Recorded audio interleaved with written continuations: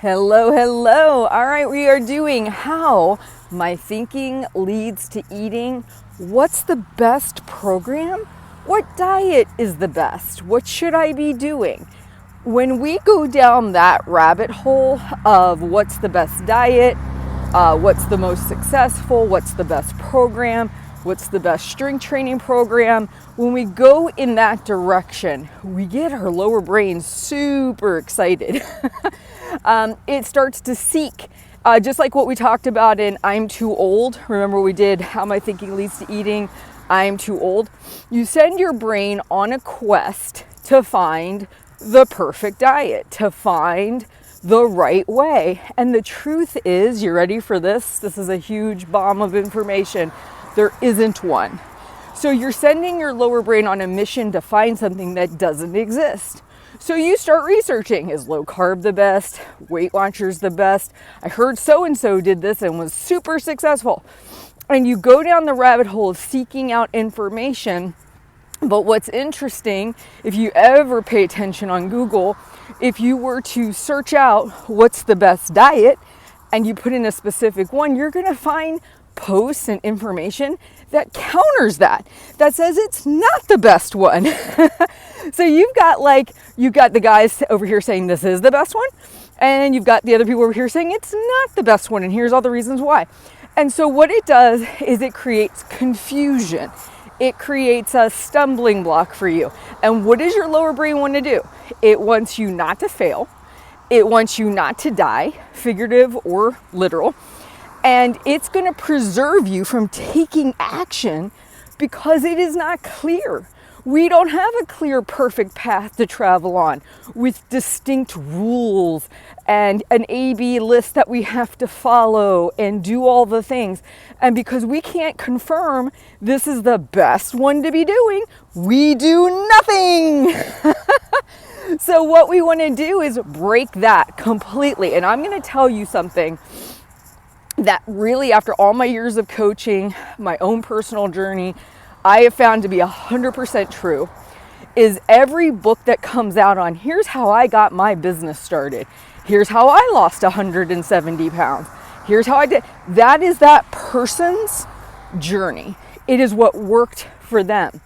And they had kind of like that perfect combination of the right timing, the right perspective, and they started with something, right? Like that's basically what happened. That series of events worked for them. It may not work for you, but what we do is we hitch our wagon to, well, so-and-so followed this path, I probably should too. No, look at their story for inspiration, for motivation, maybe glean a few good ideas, discard the rest. I love the Bruce Lee quote. You take what's useful, discard what's not, make it uniquely your own. That is the best thing. So when your lower brain says that, when you hear what's the best diet, what's the best program, what should I be doing, you come back and say, we're just going to start. We're going to write down our habits. We're going to start to make small incremental changes. We're not going to even seek out the best whatever, the best this, the best that, because the truth is it doesn't exist. Like if I were to give you a gift, it would be lifting the curtain to see there is no best anything. It really is individual. It has to work for you. You have to want to do it. It has to be in alignment with your lifestyle. So if it's the best for me, doesn't mean it's the best for you. And that's hard, right? Because if we can't package it and sell it to the masses, it's not a good business tool, right? Like it's not a good business. So the truth is that what I'm saying is it's not the best. And so you've got to find what works for you. But your lower brain is going to seek it out because it doesn't want you to fail. And so if we can follow in the path of somebody we've seen be successful, then it kind of believes you will be successful too, except for the fact that's what worked for them. It may not be what works for you. This is, by the way, why I always point you back to yourself. Have you ever noticed I do that?